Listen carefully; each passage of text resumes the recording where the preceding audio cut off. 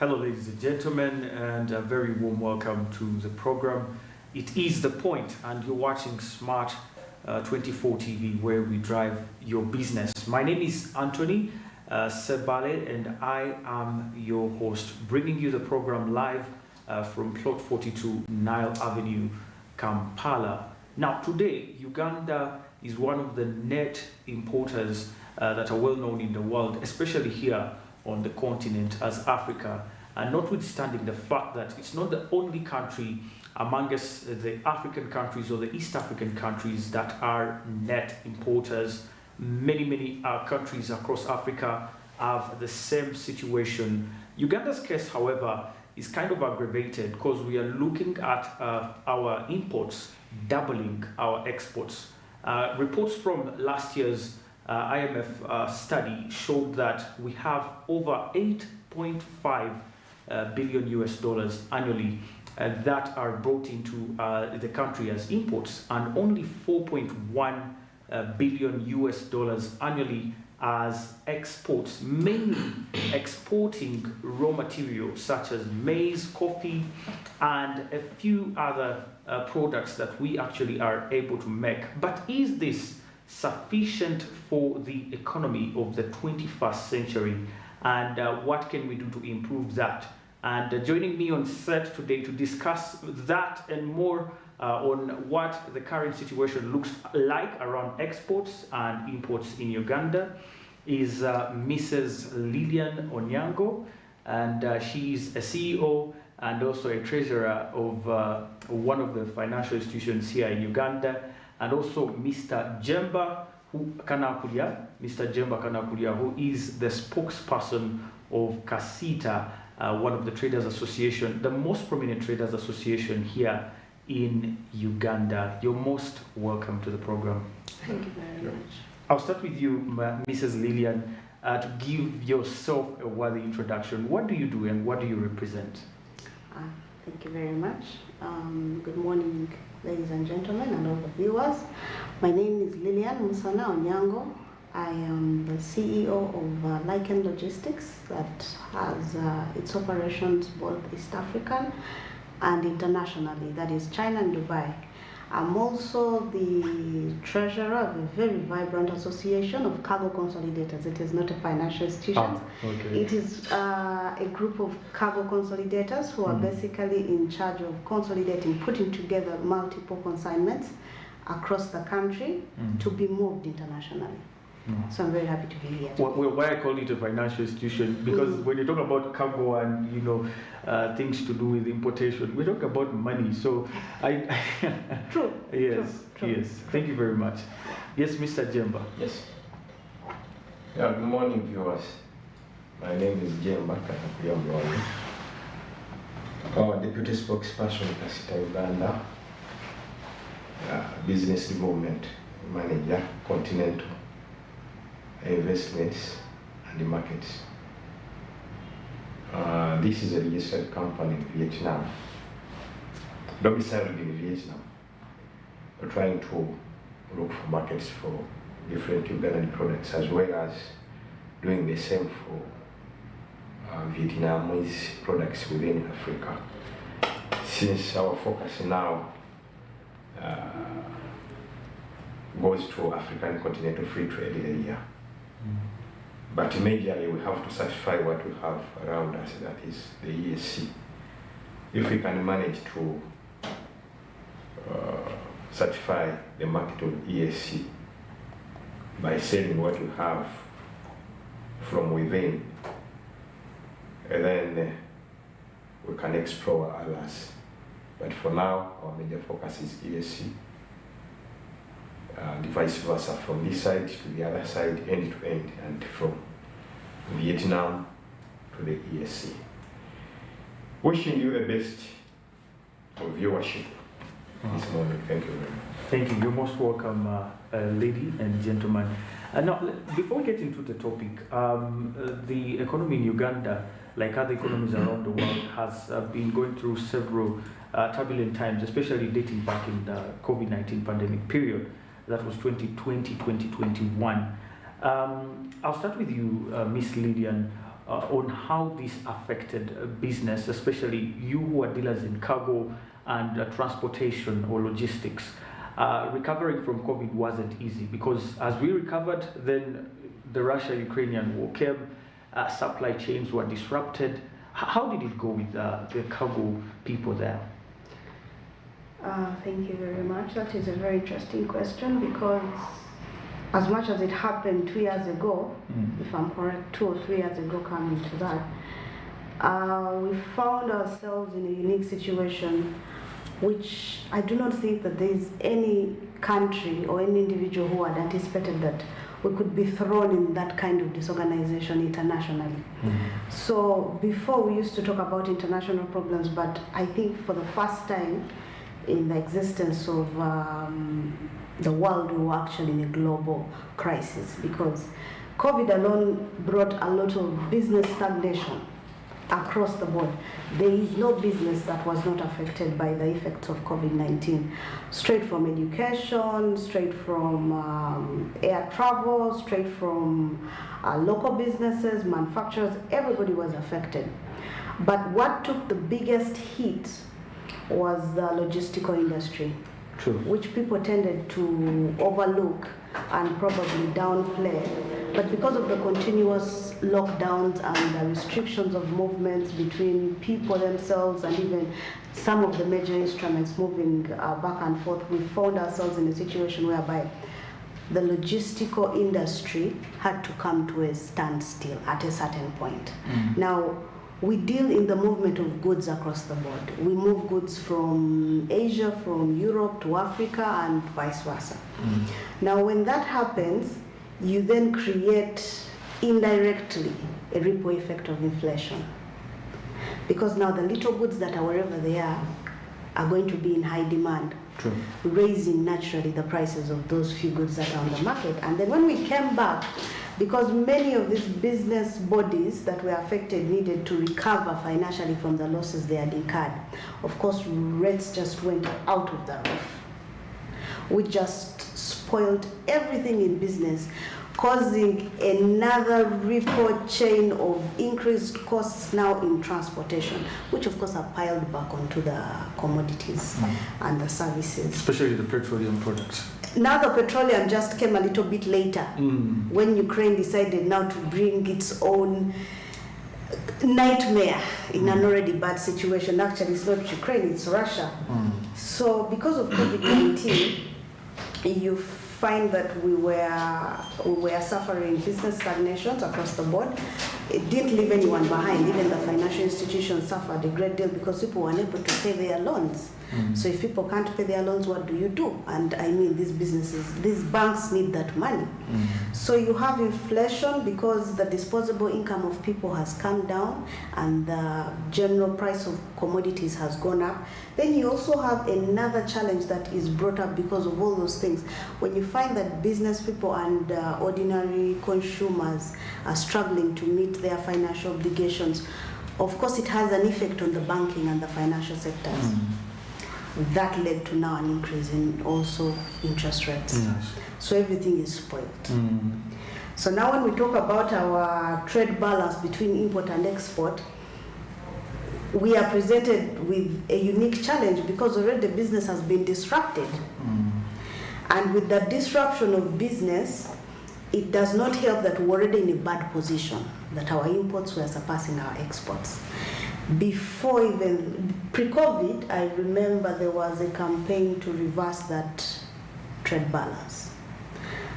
Post-COVID, it is becoming more difficult to even do that simple effect that was initiated a while back.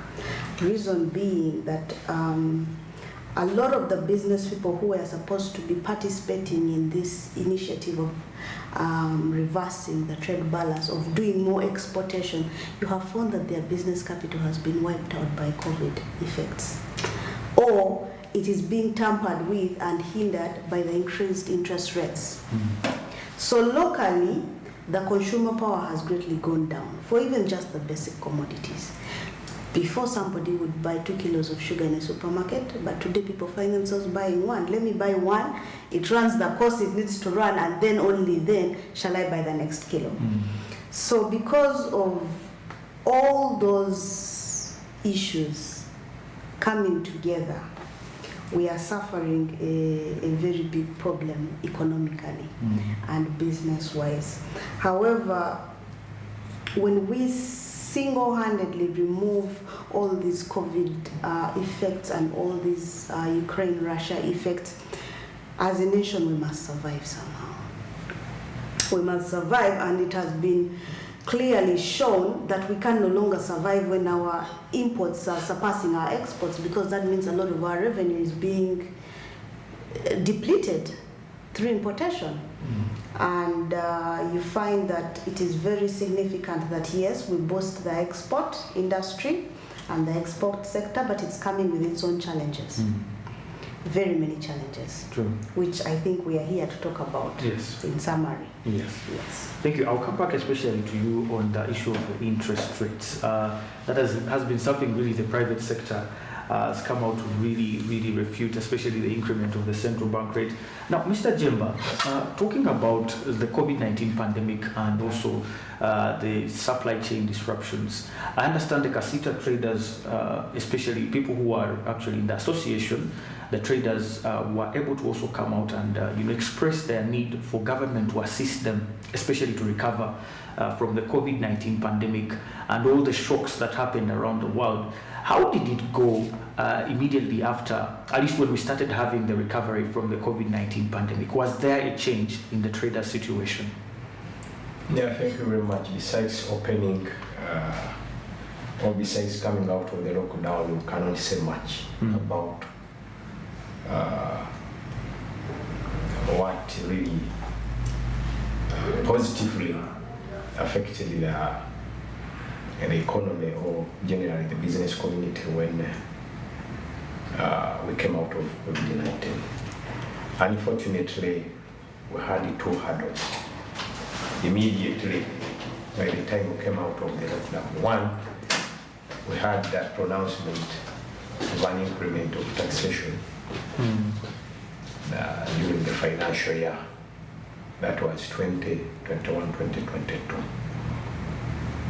Which, like Lillian said, was partly one of the ripple effects of not only COVID-19, but government is, I would call it insensitivity of understanding and appreciating what had happened earlier in the past 2 years.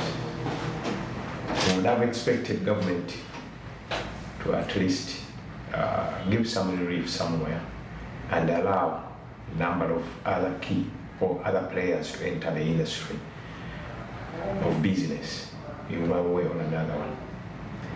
Because if you compare what was done in Kenya and what was done in Uganda, even in Rwanda, I would see that we are doing everything to the contrary. For example, while Kenya removed VAT on fuel, Uganda increased their taxation, which was around 1,050 shillings per litre to 1,450, an increment of 400 shillings. That was really bad. And then secondly, while other countries, other economies tried as much as possible to provide some incentives for businesses coming out of COVID-19 through reduction in the CBR, hours went down for a few months, then went up again.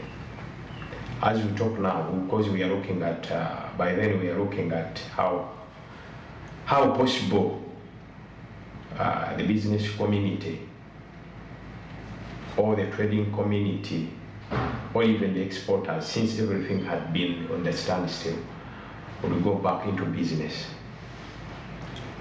First, if we focus on how it happened earlier, when we went into lockdown, everything went to a standstill.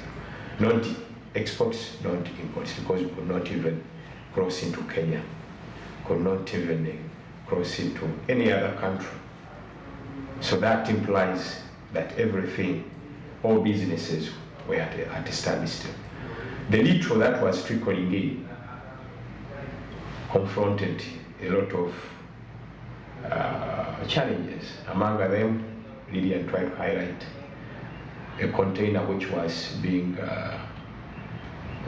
shipped from China to Mombasa for 2,800, 2,950, 3,000 US dollars, 40-feet container, went up to 7,500 US dollars.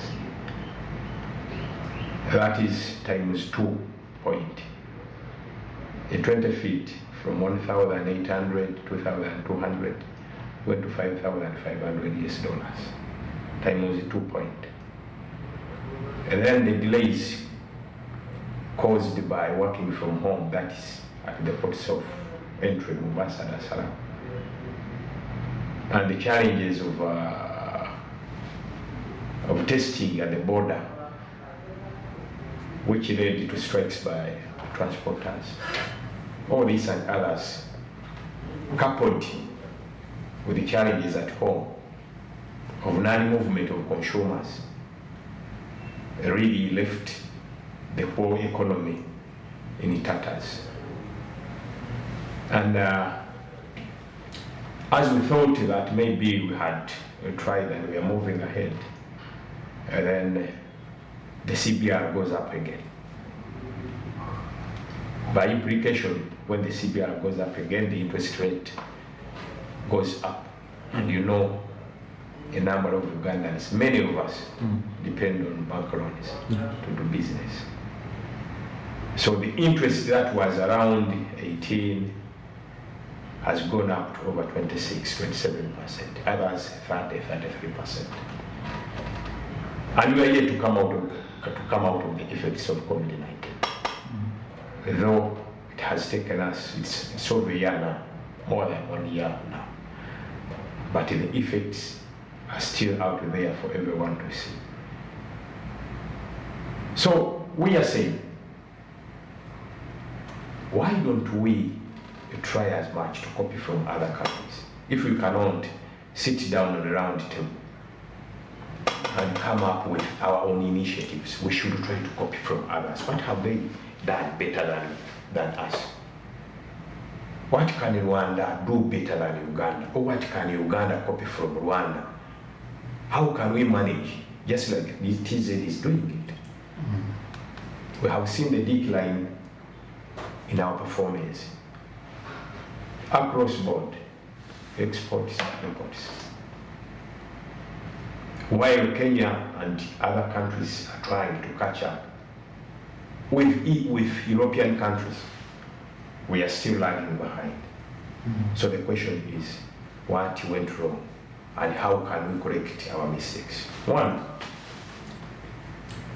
we need to look at the side of our expenditure. Even where we are into lockdown, the government expenditure remained steadfast going up. Mr. Jimba, I want to cut you there, especially when you talk about government expenditure. We want to take a quick break, and when we return, we want to look at government expenditure and financing of the budget that the government has put up. Just last week, the Parliament was passing over 1.7 trillion US dollars, Ugandan shillings, probably, to actually get from Standard Chartered as a loan. And these are some of the non-concessional loans that government is trying to finance. And also raising the interest rates. Government is saying it's running out of money. The economy is going out of hand and inflation is not stopping. And so that's why they're increasing the interest rates. So we want to return on what other means can government actually choose to finance its budget and also be frugal in such circumstances. Ladies and gentlemen, we are talking about the exports versus imports of Uganda and how the situation around these can be improved so we can have a better place for the traders, a better place for importers as well as exporters. My name is Anthony. We are taking a quick breather. We return shortly. Stay with us.